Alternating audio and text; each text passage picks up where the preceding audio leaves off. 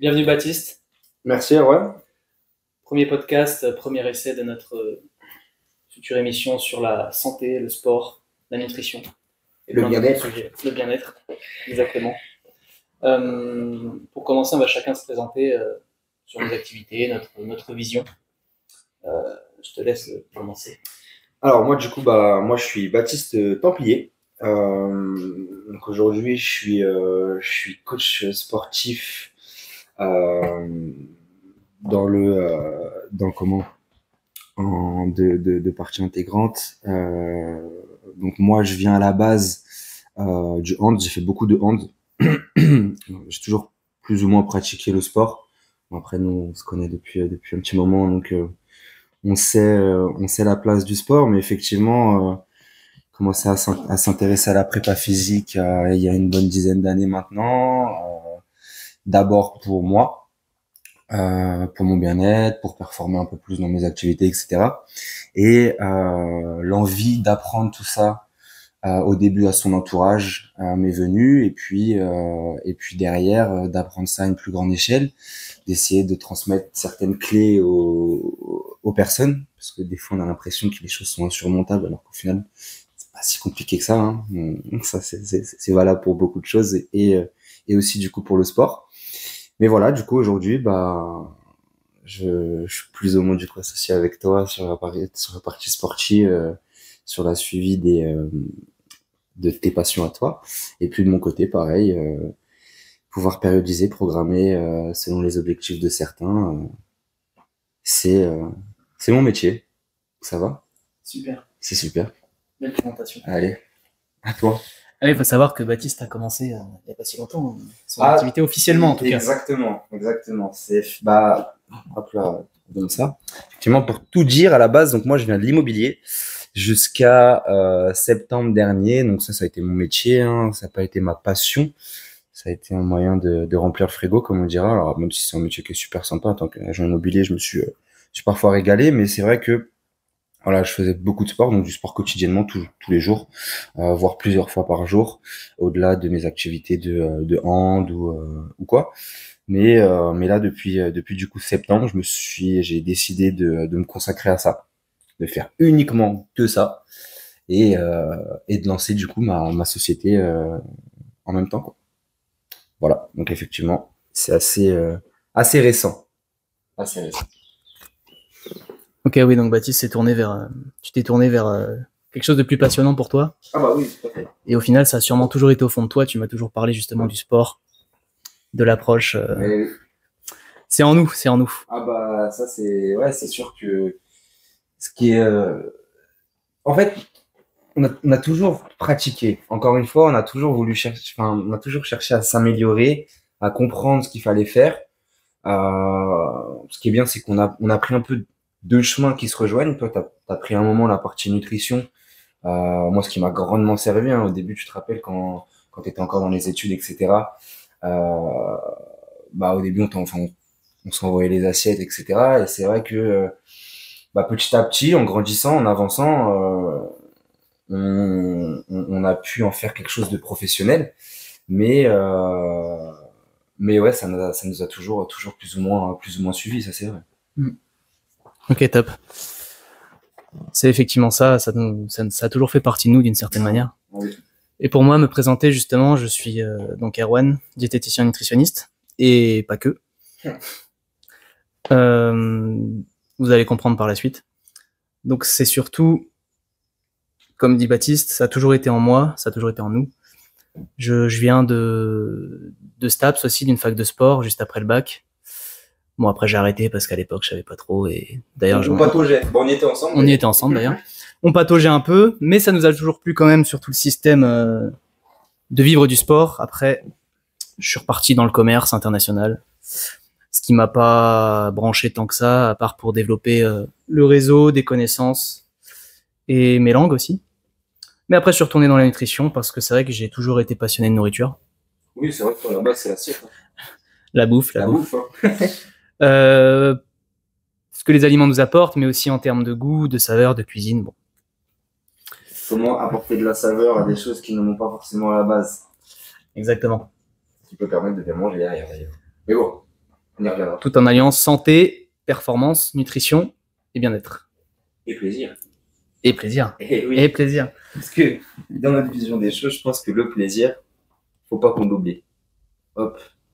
Parce qu'effectivement, je me permets de reprendre la parole à ce niveau-là, mais dans notre approche, il y a vraiment ce truc de, que ce soit Erwan ou moi-même, même si on est très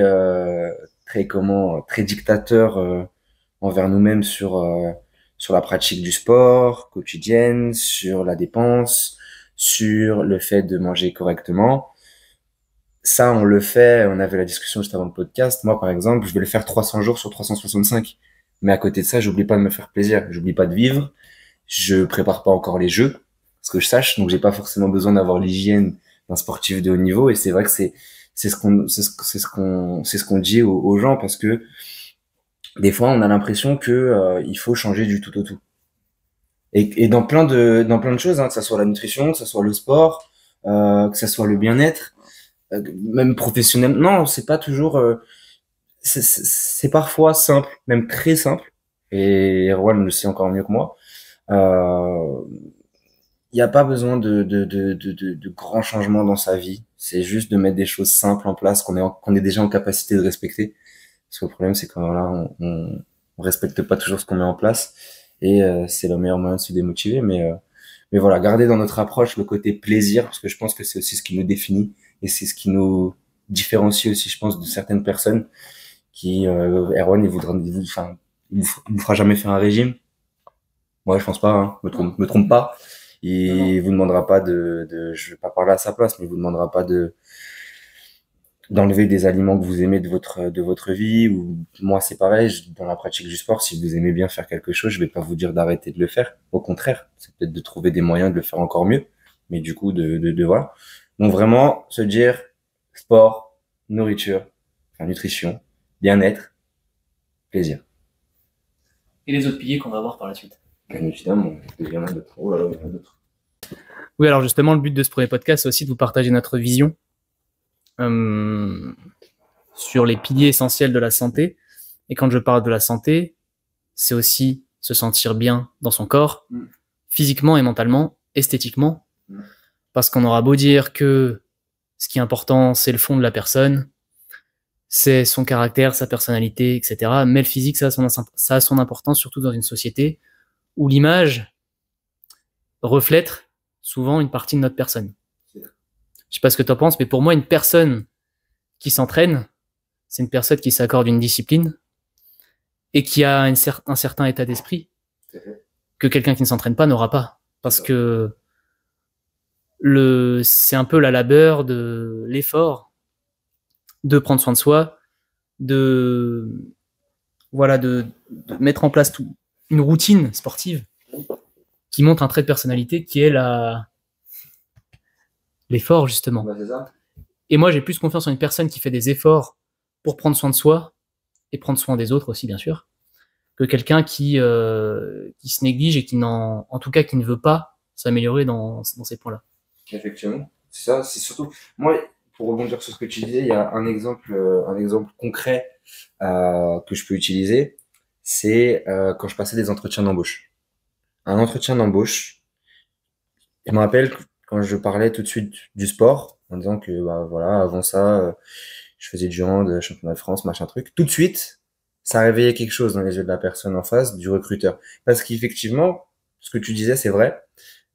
Tu sais que cette personne-là, quelqu'un qui fait du sport de manière régulière, qui sort de sa zone de confort, tu sais que face à une difficulté dans la vie, dans le boulot, dans la vie perso, dans ton couple, avec tes enfants, parce que des fois il y en a, bah, on va pas faire demi-tour, on va pas faire ça, je vois pas.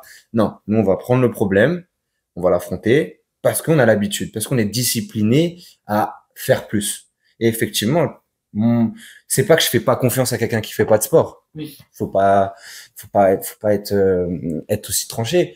Mais effectivement, quelqu'un qui en fait, je lui accorderai plus facilement ma confiance.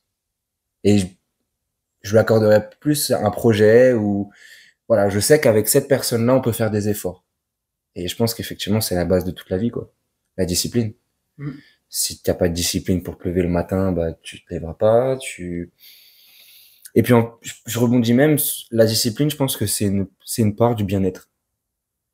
Je pense. Après ça, je sais pas si t'es d'accord avec moi, mais je pense que de trouver sa discipline, chacun sa discipline, hein.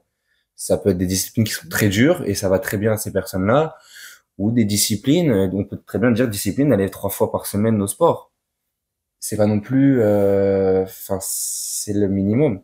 Donc, discipline, ça t'amène à un bien-être. En tout cas, je pense. Voilà, sur ce sujet, ce que j'avais à dire, hein. Bah, c'est clair. De toute façon, on dit que la liberté, c'est faire ce qu'on veut quand on veut. Mais moi, je pense que la liberté, elle passe par la discipline, justement. Mm.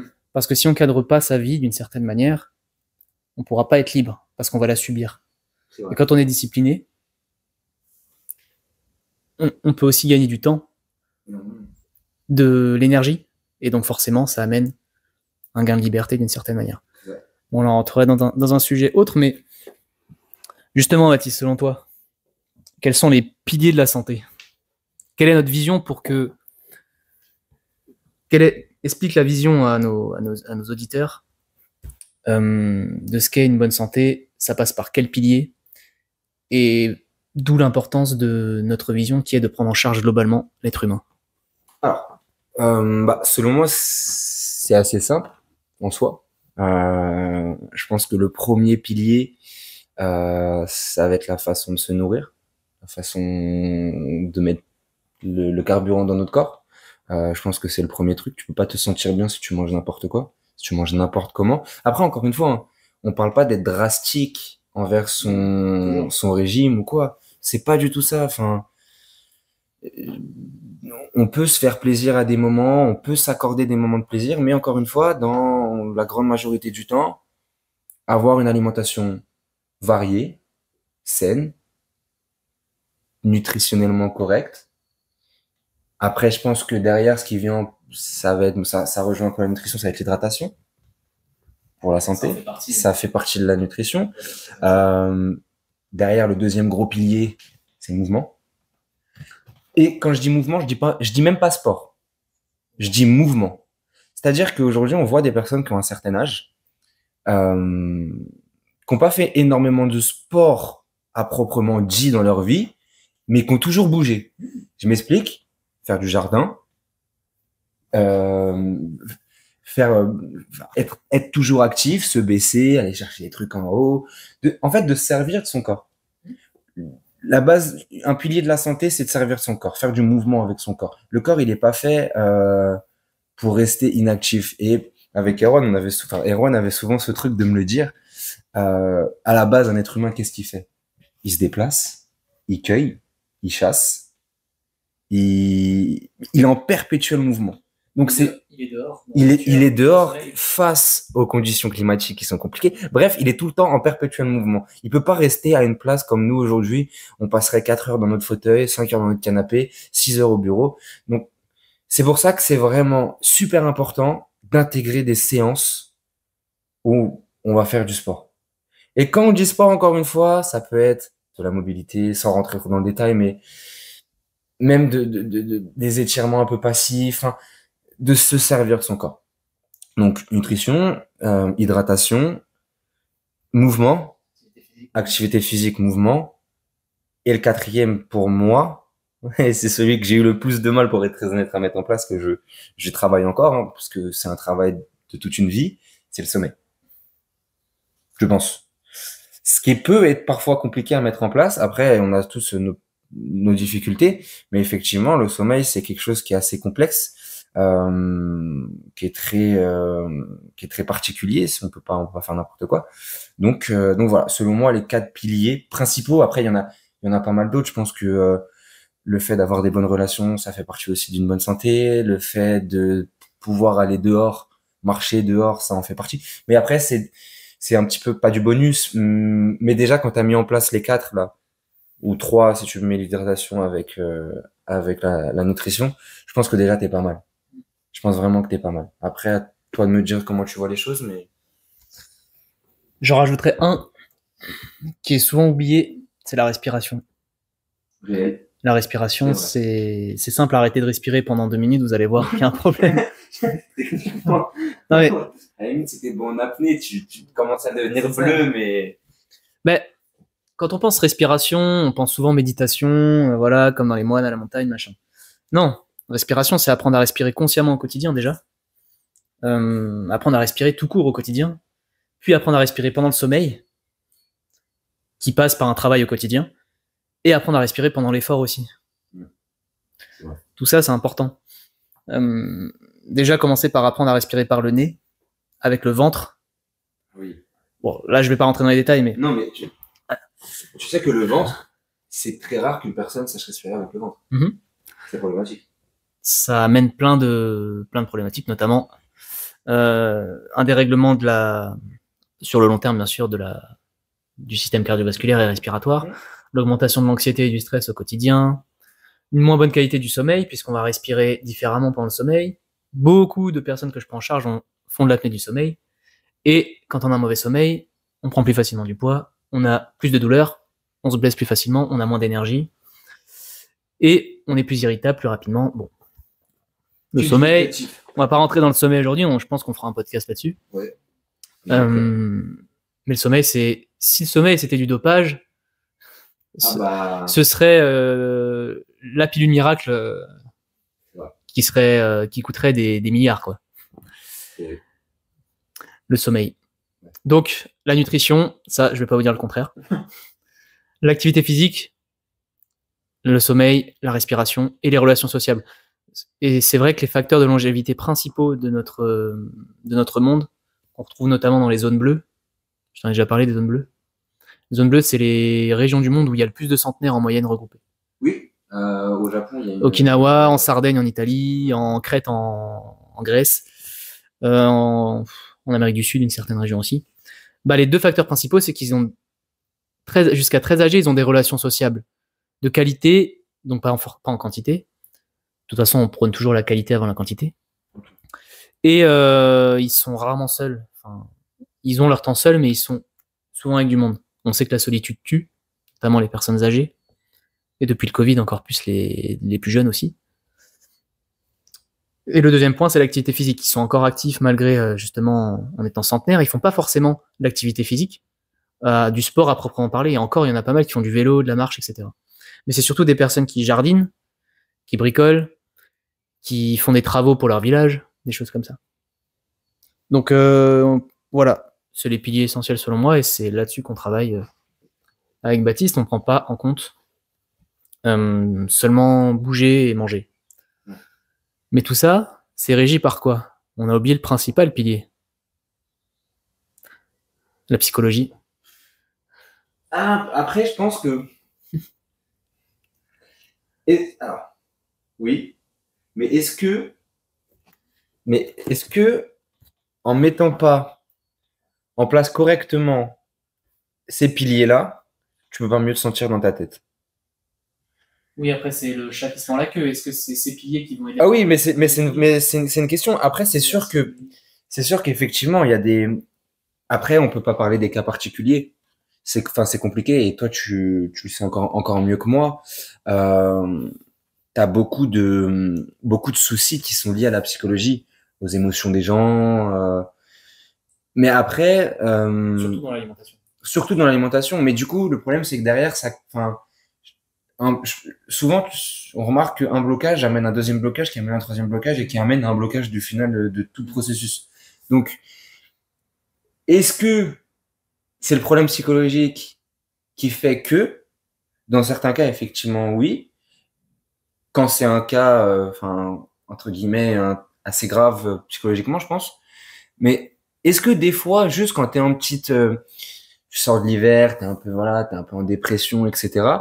Est-ce que de pas justement remettre ces piliers-là en place, d'avoir une bonne nutrition, un bon sommeil, de retrouver des bonnes relations avec les gens, que ce soit au boulot, que ce soit autour de nous, nos amis, notre famille, bref, de refaire du sport 3-4 fois par semaine. Et encore une fois, hein, j'insiste là-dessus, quand on dit sport, pas faites 1 heure de tondeuse sur 1000 mètres carrés de terrain, c'est bien. C'est déjà super bien. Vous avez dépensé des calories. Il faut pas oublier, pardon, que nos dépenses caloriques, la base, c'est le fonctionnement de notre corps. Vous dépenserez jamais plus de calories en allant à la salle, en allant faire un foot, que votre corps n'en dépense juste en fonctionnant. Retenez bien ça, c'est super important de le comprendre. C'est le fonctionnement du corps qui brûle les calories. Faites-le fonctionner. Sans parler d'aller à la salle, sans parler d'aller courir, sans parler d'aller prendre son vélo. Faites-le fonctionner. Juste une marche au quotidien. Exactement. Déjà, Et donc, je pense que ça peut aider à certains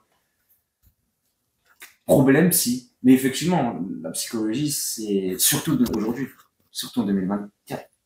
Ouais. Déjà 2023, ça va Ça va vite. Ça va vite. Wow. Ça va vite. Et oui, c'est clair que bouger, le mouvement, c'est la vie. Tout est mouvement. Rien n'est en constante immobilité. Les atomes sont en mouvement. Rien ne perd, rien ne se crée, tout se transforme, hein, Lavoisier. Et c'est réel. Oui, on se maintient par le mouvement. Dans votre corps, il se passe constamment du mouvement. Et bouger, ça va vous aider à entretenir ce mouvement. Et d'ailleurs, on parle souvent du sport, de l'exercice, mais on oublie le NEAT. Le NEAT, c'est Non-Exercises Activities Thermogenesis. C'est toutes les activités qui brûlent les calories qui sont pas de l'exercice. Comme on l'a dit, la marche, le jardinage, le bricolage, le ménage, etc. Le corps fonctionne H24, il s'arrête pas. Et le NEAT va être plus important, voire tout aussi important, que le sport qui est plus ponctuel en fonction des personnes. Exactement. Du coup, effectivement, tu parlais de l'ENIT. Après ça va être ça joue sur des personnes, effectivement, qui sont pas très actives, c'est-à-dire qu'ils vont pas faire de l'activité physique de manière intensive. Un mec qui a 12, 13, 14 séances de sport par semaine, tu vas pas lui demander en plus d'aller jardiner. Enfin, encore une fois, faut remettre les choses en contexte. On parle de la population générale. Voilà, exactement. Faut revoir les choses dans un contexte qui est global. Si tu as du mal à aller à la salle, à aller courir, enfin, pratiquer ton activité, le dimanche matin, profites-en pour aller jardiner, ça sera toujours ça de prix. Par contre, si tu as 14 séances dans ta semaine, que tu en fais 2 par jour, que bon, là, tu sais quoi, si tu peux éviter le jardinage, donc tu l'évites. Mais voilà, encore une fois, pensez à toujours remettre les choses dans leur contexte et prendre un peu de recul sur tout ça pour pouvoir comprendre une situation dans sa globalité. Parce que on peut pas isoler les choses sur un jour, sur une semaine ou sur un mois. La vie, c'est long. La vie, c'est très long. Et le but de tout ça, c'est de bien vivre le plus longtemps possible. C'est pas arriver à 80 ans. Enfin, je pense qu'on a là-dessus, on pense exactement pareil. Mais c'est pas arriver à 80 ans et hop, je veux aller prendre mon petit-fils, mon arrière-petit-fils. Je peux pas parce que j'ai mal au dos, en fait. Ou je me baisse, boum, j'ai le genou qui est bloqué, je suis obligé de me rasseoir. Enfin, voilà, pensez à ça. C'est vraiment le truc qu'il faut garder en tête. À moins qu'il y ait des gens ici qui participent aux Jeux Olympiques cet été. Il faudra nous en parler. On peut vous préparer aussi, mais bon. C'est avec plaisir. Et justement, on dit souvent travailler pour votre papy body, votre mamie body, et pas pour votre summer body. C'est ça la priorité. Exactement. Et puis au-delà, pareil, il y a plein d'exemples qu'on peut donner, plein de trucs. Mais c'est pareil, on bosse tous, on essaye tous de se créer. Il y a tout ce débat de retraite, etc. Bref, on va pas rentrer dans le truc de on va en avoir, on va pas en avoir. Ça, c'est pas le problème. Aujourd'hui, on nous dit qu'on va en avoir une. On bosse pour avoir une retraite un jour.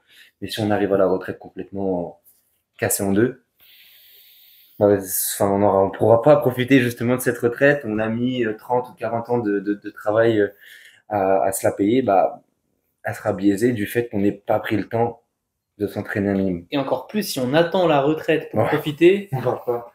C'est un autre sujet. Là. Mais là, effectivement, mais voilà. Mais être en bonne santé vous permettra de mieux profiter de chacun de vos jours. Vous aurez plus d'énergie pour vos projets, pour vos proches, pour vous-même. Tout à fait. C'est clair, c'est clair. Et donc justement, pour vous expliquer un peu notre vision, c'est que ça passe par des actions simples au quotidien, pas chercher à faire compliquer des régimes, des méthodes à la con. Non, il y a des trucs qui marchent depuis des siècles et des siècles, depuis qu'on évolue en tant qu'être humain. Mettez en place des actions simples. Ouais. Par exemple, mettez plus de fruits et légumes dans vos assiettes, plus de protéines, en mangeant des féculents, en vous faisant plaisir au quotidien, en apportant du goût dans vos repas. Faites une marche par jour digestive après le repas du midi ou du soir. Et on parle pas d'une marche d'une heure. Hein. Ouais. 10-15 minutes, ça suffit. Une demi-heure si vous êtes chaud, si vous avez le temps, etc. Pareil, mettez 2, 3, 4 séances de sport dans votre semaine. Faites des activités que vous kiffez. Voilà, couchez-vous pas trop tard, levez-vous pas trop tard. Apprenez à respirer au quotidien, 5 minutes de respiration par jour. On les a tous, ces 5 minutes. Des actions simples au quotidien.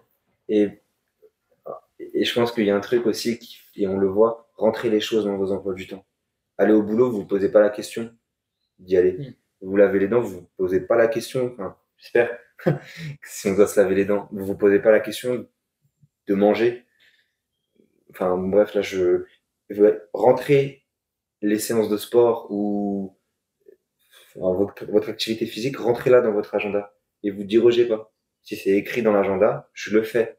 Vous verrez, vous vous sentirez que mieux.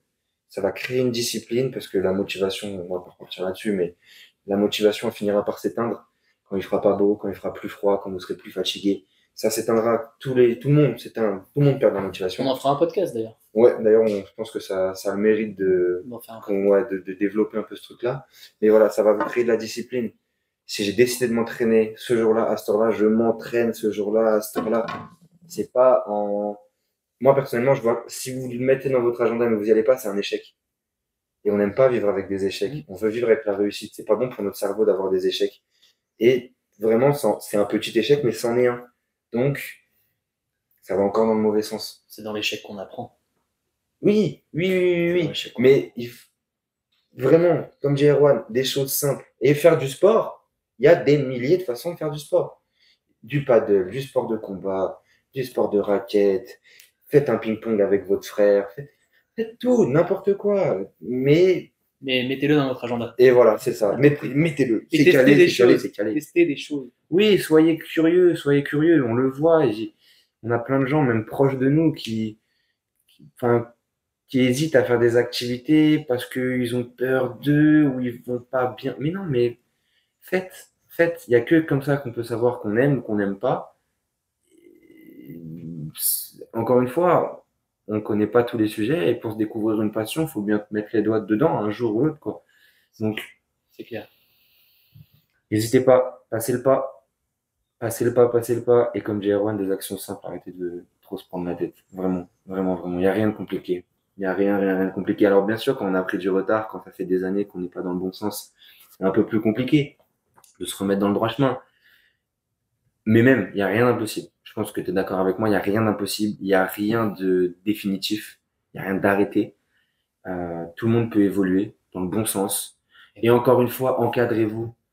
Nos métiers, c'est de coacher, mais il y a des moments où on se fait coacher. C'est vraiment quelque chose, je pense que, et toi aussi tu es d'accord avec moi, on a tous besoin d'un cadre, tous autant qu'on est. Même si nous, on est là pour donner le cadre aux gens, on a aussi besoin, et moi j'en ai besoin, par exemple, Erwan m'a donné un cadre pour la nutrition à un moment, et peut-être qu'il m'en redonnera un jour ou l'autre. Je suis suivi par un nutritionniste d'ailleurs. Voilà, suivi. J'ai eu un plan à suivre. Oui, mais voilà, donc tu as eu besoin et coaché aussi. Voilà, mais encore une fois, c'est pas une honte d'être coaché, mais bien au contraire, c'est avoir l'ouverture d'esprit de se dire que j'ai besoin d'un cadre. C'est de l'intelligence. Pour moi, en tout cas, c'est de l'intelligence. C'est une forme de quelque chose. C'est clair. Et si au-delà de mettre un cadre avec un coach ou quoi, il y a quelque chose qu'il faut se rendre compte, c'est se responsabiliser. Aujourd'hui, on est dans une société où on cherche toujours à... C'est pas notre faute. C'est de la faute de ça, et c'est de la faute de ça, donc j'ai pas fait ça. Surtout en France. Surtout dans le monde francophone, si on va être on en parlera dans notre podcast, ouais, aussi, mais... c'est un autre sujet, mais bref. Personne ne peut faire les choses à votre place. Tout le monde peut des gens compétents peuvent vous donner un cadre, peuvent vous donner des clés, des chemins, appelez ça comme vous voulez. Un guide, un magicien. Bref, on peut rentrer tous les termes. Mais encore une fois, il y a personne qui peut faire les efforts à votre place. Personne. Que ce soit, on peut pas manger à votre place, on peut pas boire à votre place, on peut pas dormir à votre place, on peut pas respirer, penser à votre place, on peut pas s'entraîner à votre place. On peut vous pousser, on peut donner un cadre, mais on peut pas faire les choses à votre place. N'écoutez pas ce qu'on vous dit dans la société quand on vous dit que oui, t'as pris un peu de poids parce que si tu fais plus de sport, non, là-bas c'est ta faute. Il y a même un point à souligner. Et je prends le micro pour ça. Je trouve que c'est égoïste de pas prendre soin de soi. Parce que ça veut dire que vous n'avez pas envie de vous améliorer pour vos proches. Ça veut dire que vous, de mon point de vue, vos proches ne méritent pas que vous vous amélioriez. Et en plus, vos actions vont impacter positivement ou négativement votre entourage. Mm. Que ce soit toi, que ce soit moi. Oh, bien sûr. À force, depuis que je suis dans le métier, il y a plein de gens qui, par curiosité, me demandent plein de conseils. Ouais, mais toi, Erwan, quand je fais ça, comment je peux faire ça par rapport à mes situations? Ça impacte. Ça met du temps, mais ça impacte. C'est-à-dire, si vous voulez obtenir des résultats pour un proche, par exemple, bah, c'est d'abord vous, en vous bougeant les fesses, que ça marchera et ça va l'impacter avec du temps. Exactement. N'attendez pas que votre mari, votre conjoint vous prenne par la main. Ça, non, Ouais. ça ne pourra pas le faire. Bon, ça, on en fera sûrement un podcast. Oui, aussi, on développera un peu plus, mais je pense que c'est important d'en parler parce que c'est quelque chose on est beaucoup confronté et c'est un truc qu'on essaye vraiment de transmettre en termes de message. C'est que quand tu arrêtes de faire du sport, tu arrêtes de prendre soin de ta santé, donc tu prends le risque de mourir plus jeune. Donc on peut pas dire que t'aimes ton entourage. de vivre en bonne santé. Tu peux pas dire je veux vivre avec ma femme jusqu'à et mes enfants, je veux en profiter jusqu'à si à côté de ça, tu fais pas ce qu'il faut pour vivre bien longtemps. En gros, encore une fois, faut voir ses objectifs, voir ce qu'on veut mettre en place pour, voir ce qu'on est capable de faire aussi, parce qu'on n'est pas tous capables de faire les mêmes choses, être en raccord avec ce qu'on est capable de faire, ses objectifs, mais ne jamais oublier que la santé, c'est le point de base de tout. C'est ce qui vous donnera l'énergie pour faire tout le reste, pour C'est vous ça. occuper de vos proches, profiter de la vie et mettre en place vos Et juste sourire. Hein. On a connu des gens malades autour de nous, avec des maladies assez sévères et tout. Donc, on sait de quand on vous parle aussi. Erwan, dans ses patients, il suit des fois des gens avec des maladies, etc. On sait de quand on vous parle. souvent. Voilà, c'est la santé. Et une fois qu'on vous attrape la santé, alors, c'est ce qu'on souhaite à personne, encore une fois. Hein, mais une fois que la santé est impactée, je peux vous assurer que c'est plus pareil. On peut rarement revenir en arrière d'une santé trop atteinte. C'est ça. Et puis le problème, encore une fois, c'est que il y a des maladies une maladie peut en déclencher une autre peut en déclencher. Et là, des fois, il n'y a plus de machine arrière, malheureusement. Donc vraiment, faut prendre conscience que les principaux responsables de tout ça, c'est vous-même. C'est clair. Votre santé, c'est vous qui la gérez. Même si vous avez besoin de conseils, aujourd'hui, il y a tout le monde il y a plein de gens qui peuvent vous conseiller, il y a plein de gens qui peuvent vous aider. Il y a Internet, il y a... Voilà, on peut avoir des conseils de partout. Aujourd'hui, il y a une encyclopédie gratuite avec Internet. C'est clair. Donc, si vous avez besoin de savoir des choses, et même si parce qu'il y a tellement d'informations qu'on ne sait pas comment les traiter. C'est pas grave. Mais venez voir des gens qui sont compétents. N'hésitez pas, parce que, encore une fois, même si c'est des fois des coûts financiers, parce que c'est toujours le nerf de la guerre, c'est un investissement. C'est un investissement. Quand vous achetez un appartement, encore une fois, on revient à la retraite, pour vivre bien votre retraite, investissez de l'argent aussi pour votre santé, en fait. Pour vivre mieux et plus longtemps. Encore une fois, pour profiter de tout ça, en fait. Ouais, moi je pense qu'on va finir là-dessus. Ce serait limite égoïste de pas prendre soin de soi par rapport à son entourage. Parce que ça voudrait dire ne pas vouloir s'améliorer pour son entourage et rester bien pour eux. Et en plus, ça impacte l'entourage de prendre soin de soi, et donc ça peut les pousser à prendre soin d'eux aussi également. Donc ce serait vraiment dommage de passer à côté de tout ça. Ouais, c'est vrai. On le voit nous. Je pense que toi, c'est pareil. Côté famille, amis, etc. Depuis qu'on fait ça, ça attire que le positif. C'est-à-dire qu'on vient que nous demander. Il y a personne dans notre entourage qui s'est mis à arrêter de prendre soin de soi depuis qu'on fait ça. Au contraire. Et encore une fois, dans l'idée de ce que je disais tout à l'heure, de la retraite, on veut vivre longtemps, mais si vous n'êtes même pas capable de prendre soin de vous pour pouvoir profiter de votre entourage, mais on peut pas trouver de meilleure motivation, en fait. C'est ça. Si vous êtes même pas prêt à vous dire, OK, je vais prendre soin de moi pour mon entourage, pour passer plus de temps en bonne santé, avec ma femme, avec mes enfants, elle est où la motivation? On peut pas faire mieux. Pour les projets, ouais. C'est pensez à ça, parce que c'est vraiment, effectivement, c'est le truc, quoi. C'est le truc. Prenez soin de vous. Ça attirera que du bon autour de vous. Les gens prendront soin d'eux. En tout cas, ça nous sera plus aller dans Avec bon le sens. temps, avec le temps. Après, il faut éduquer les gens. C'est vrai qu'au début, et en France, on a beaucoup ce truc-là. Quand tu vas faire du sport, des fois, oh, mais t'en fais tout le temps, mais. Bah oui, mais tu devrais faire pareil, en fait. Voilà. Ce sera sûrement le sujet d'un podcast aussi, la prise en charge de la santé en France, Et et de notamment l'activité par rapport à physique. l'activité Ouais, physique. ouais. Ça, Et les ça blessures, et Oh, Oh, les blessures. Oh, les tant de blessures. choses à dire, tant de choses à dire. Hein. Ouais. Ouais. Bah, je pense qu'on est pas mal pour ce premier épisode. Ouais. N'hésitez pas à nous dire ce que vous avez pensé. Ouais. Ça fait toujours plaisir, dans l'optique de s'améliorer, proposer des choses intéressantes. C'était pour vous montrer notre vision et on vous prépare plein de petits sujets croustillants. C'est clair. Merci Baptiste. Merci. Jingle. Dingue.